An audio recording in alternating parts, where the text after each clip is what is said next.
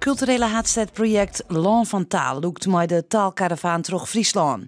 En dat begint goed op het Oranjewoudfestival. We zitten natuurlijk als Land van Taal in Leeuwarden. We hebben een vrijstaat daar opgericht rondom het Oldhuister Kerkhof en de Prinsentuin. En we dachten, het is natuurlijk ook eigenlijk mooi om de hele provincie aan te doen. En er zijn in Friesland zoveel fantastische festivals. We gaan naar Oerol, we gaan naar Simmerdijs, we staan hier op Oranjewoud. Om dus eigenlijk het Land van Taal en de programmering die we daarbij hebben bedacht in de hele provincie te laten zien. De eerste vaststelling Tongen van Niek de Vries ging op het festival in première.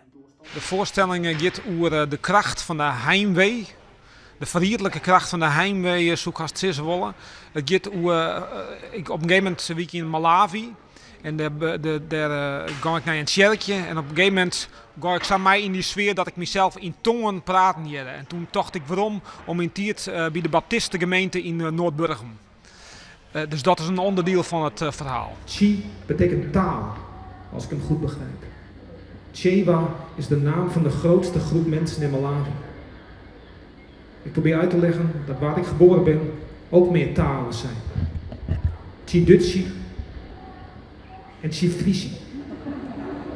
De voorstelling is in Nederlands, maar ik ben natuurlijk Friestalig, dus er zit een helper de Fries in. Maar er zit ook een helper de oorentaal nog in. Er zit, ik denk wel iets van 15 talen in.